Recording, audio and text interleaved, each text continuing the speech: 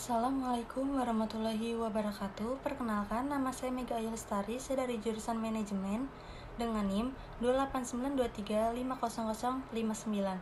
Di sini saya akan mempresentasikan tentang keseimbangan dua sektor dengan mata kuliah pengantar ekonomi makro dengan dosen pembimbing Bapak Hendra Permadi STMM.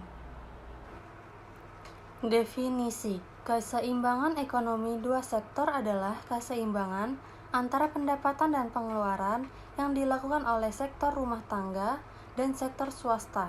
Keseimbangan ini terjadi tanpa mempertimbangkan sektor pemerintah dan sektor luar negeri. Perekonomian dua sektor disebut perekonomian sederhana karena hanya terdiri dari dua pelaku ekonomi, yaitu rumah tangga konsumen atau masyarakat dan rumah tangga produksi atau perusahaan. Ciri-ciri aliran pendapatan dua sektor. Ciri-ciri aliran pendapatan dua sektor yaitu sektor perusahaan menggunakan faktor-faktor produksi yang dimiliki rumah tangga. Faktor-faktor produksi tersebut memperoleh pendapatan berupa gaji dan upah, sewa bunga, dan utang. 2. Sebagian besar pendapatan yang diterima rumah tangga akan digunakan untuk konsumsi, yaitu membeli barang-barang dan jasa-jasa yang dihasilkan oleh sektor perusahaan. 3. Sisa pendapatan rumah tangga yang tidak digunakan untuk konsumsi akan ditabung dalam institusi-institusi keuangan. 4. Pengusaha-pengusaha yang memerlukan modal untuk melakukan investasi akan meminjam tabungan yang dikumpulkan oleh badan-badan keuangan dari sektor rumah tangga. Jenis pelaku dan peran penting dalam perekonomian. Dalam suatu perekonomian terdapat 4 pelaku ekonomi, yaitu rumah tangga konsumen, rumah tangga produsen atau perusahaan, rumah tangga pemerintah, dan rumah tangga luar negeri. Masing-masing pelaku ekonomi memiliki peran yang berbeda dan saling mempengaruhi jalannya roda perekonomian suatu negara. Berikut adalah beberapa peran pelaku ekonomi dalam kegiatan ekonomi. 1. Rumah tangga konsumen atau RTK. Dalam kegiatan ekonomi, rumah tangga atau konsumen mempunyai dua peran penting, yaitu 1. Sebagai pelaku konsumen atau konsumen rumah tangga konsumen berperan sebagai pelaku konsumsi dapat dilihat dari pemanfaatan produk berupa barang dan jasa untuk memenuhi kebutuhan hidupnya. Kedua, sebagai pelaku produksi atau produsen, rumah tangga berkonsumen juga berperan sebagai pelaku produksi, yaitu dengan menyediakan faktor produksi seperti tenaga kerja, tanah atau lahan, bahan baku, modal serta pengusaha atau wirausaha. Dalam upaya memenuhi kebutuhan akan barang dan jasa, konsumen memerlukan pemasukan berupa uang. Pendapatan konsumen dapat berasal dari perusahaan, tempat kerja, lahan atau tempat yang disewakan, dan lainnya dalam bentuk gaji, uang sewa, bunga, modal, laba atau keuntungan dari hasil penjualan bahan baku. Interaksi inilah yang akhirnya menimbulkan terjadinya arus uang, barang, dan juga jasa yang sangat penting dalam menggerakkan roda perekonomian suatu negara. 2. Rumah tangga produsen atau RTP. Rumah tangga produsen berperan dalam menyediakan barang dan jasa untuk rumah tangga konsumen.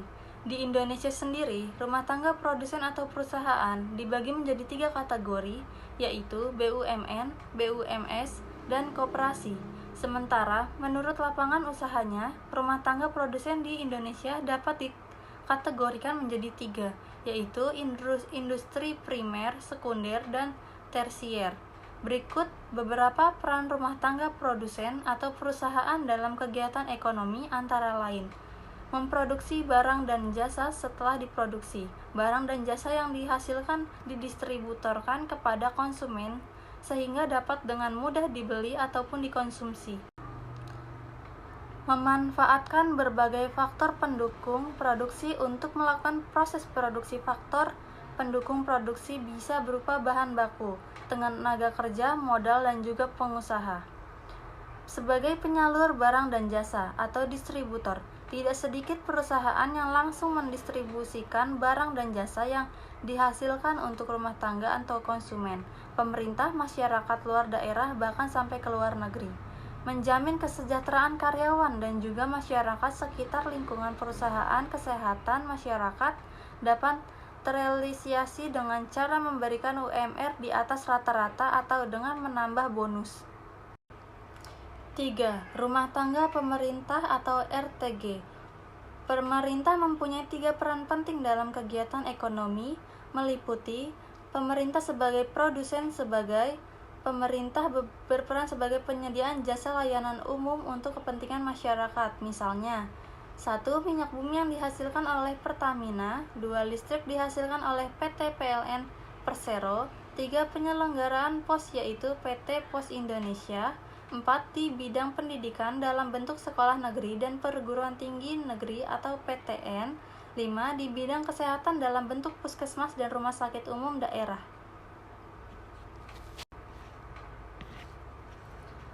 Cara pemerintah berperan dalam menjaga kebijakan ekonomi. Pemerintah berperan penting dalam menjaga kebijakan ekonomi melalui berbagai langkah strategi seperti 1. Mendorong pertumbuhan ekonomi melalui belanja dalam negeri dan investasi, serta mengembangkan sektor-sektor seperti industri dan pariwisata untuk meningkatkan daya beli masyarakat dan mengendalikan inflasi. 2. Kebijakan sosial, menyediakan bantuan sosial untuk menjaga daya beli masyarakat, termasuk bantuan pangan dan tunai, serta dukungan untuk UMKM. 3. Regulasi dan insentif, mengatur kebijakan fiskal dan moneter, serta memberikan insentif pajak untuk mendorong investasi dan konsumen dalam negeri. Rumah tangga luar negeri atau RTLN. Untuk memenuhi kebutuhan dalam negeri, terkadang suatu negara memerlukan kerjasama dengan pihak asing. Hubungan ekonomi tersebut dapat berupa perdagangan, ketenagakerjaan, dan permodalan. Perdagangan, yaitu kerjasama yang dimaksud berupa perdagangan ekspor-impor.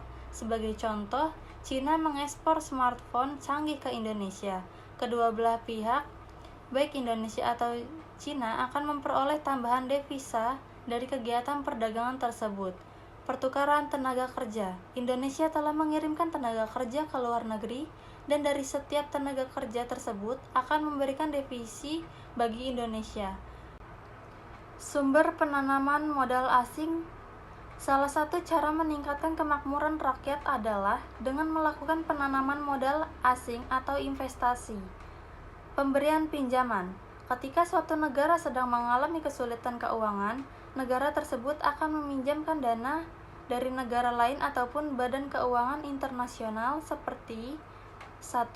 Bank Dunia atau World Bank. 2. Asia Development Bank atau ADB. 3. Islamic Development Bank atau ISDB. 4. International Monetary Fund atau IMF. Faktor yang mempengaruhi keseimbangan ekonomi dua sektor. Faktor yang mempengaruhi keseimbangan ekonomi dua sektor meliputi 1. Tingkat investasi. Perubahan dalam investasi perusahaan dapat mempengaruhi pengeluaran agregat dan pendapatan nasional. 2. Suku bunga. Tingkat suku bunga yang rendah dapat mendorong investasi, sedangkan suku bunga yang tinggi dapat menghambatnya.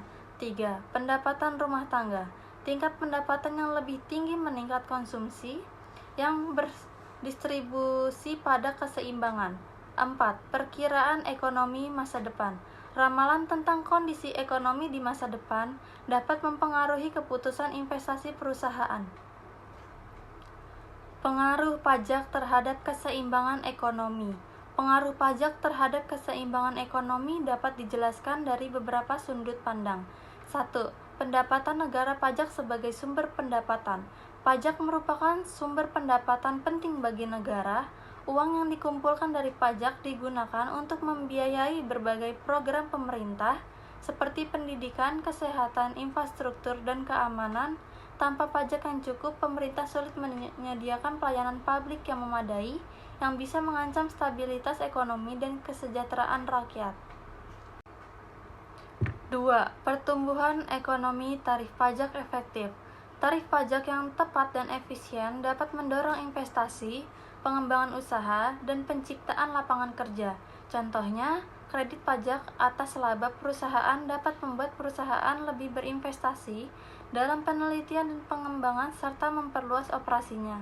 Selain itu, pajak konsumsi yang cerdas dan progresif dapat mendorong konsumsi dan pertumbuhan retail. Namun, pajak yang terlalu tinggi atau tidak proporsional dapat menghambat inisiatif ekonomi dan pertumbuhan bisnis. Distribusi kekayaan, fungsi redistribusi. Sistem pajak yang adil dapat mendistribusikan kekayaan secara merata. Pajak progresif memungkinkan pemerintah mengumpulkan uang dari mereka yang memiliki sumber keuangan lebih besar dan mengalokasikan untuk program sosial seperti kesejahteraan, pendidikan, dan perumahan. Ini memakan peran penting dalam meminimalkan ketidaksetaraan ekonomi dan mengurangi kemiskinan serta menciptakan kekayaan dalam masyarakat. 4.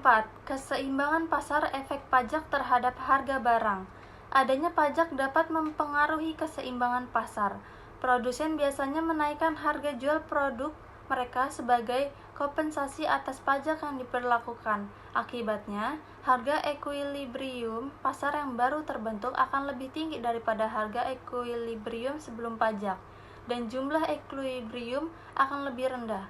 Pemilihan keseimbangan pasar sangat dipengaruhi oleh pajak dan distribusi subsidi. Perbedaan pajak langsung dan tidak langsung. Pajak langsung dan pajak tidak langsung memiliki perbedaan signifikan dalam konteks keseimbangan ekonomi. Pajak langsung. Definisi: pajak yang dibayarkan langsung oleh individu atau badan berdasarkan penghasilan atau kepemilikan harta. Karakteristiknya, beban pajak tidak dapat dipindahkan, bersifat progresif sehingga lebih adil bagi mereka yang berpenghasilan tinggi. Contohnya, pajak penghasilan atau PPH, pajak bumi dan bangunan atau PBB. Pajak tidak langsung. Definisi: pajak dikenakan pada transaksi barang dan jasa. Beban pajak dapat dialihkan ke konsumen akhir. Karakteristiknya sifat regresif, karena tarif tetap untuk semua konsumen yang dapat membebani pendapatan rendah lebih berat. Contohnya, pajak pertambahan nilai atau PPN, cukai keduanya berkontribusi pada pendapatan negara dan mempengaruhi distribusi kekayaan serta daya beli masyarakat. Keuntungan dan kerugian dari pajak langsung dibandingkan pajak tidak langsung adalah sebagai berikut. Keuntungan pajak langsung. Keadilan. Pajak langsung bersifat progresif sehingga individu dengan pendapatan lebih tinggi membayar pajak lebih banyak, membantu mengurangi ketimpangan sosial. Transparansi, jumlah pajak yang dibayarkan jelas terlihat oleh wajib pajak, meningkatkan kesadaran dan kepatuhan. Kerugian pajak langsung, kesulitan penerapan atau pajak langsung seringkali sulit diterapkan dan memerlukan waktu untuk mengumpulkan pendataan. Penghindaran pajak, mendorong wajib pajak untuk menyembunyikan pendapatan guna menghindari kewajiban pajak.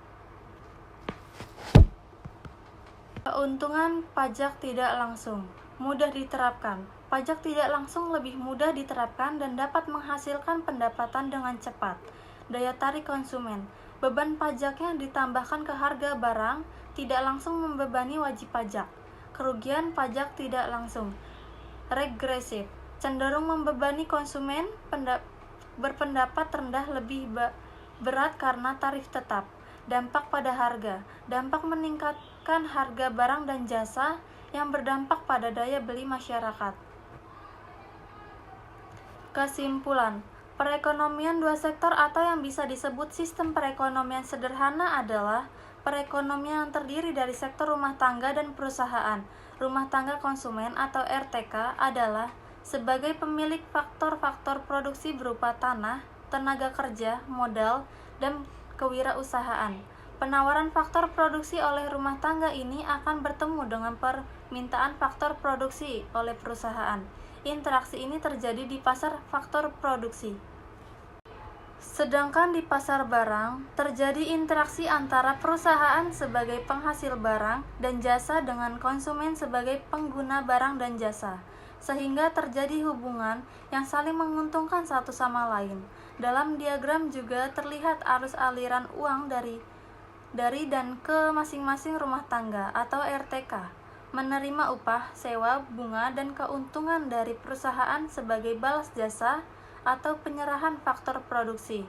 perusahaan menerima uang pembayaran atas barang dan jasa yang dibeli.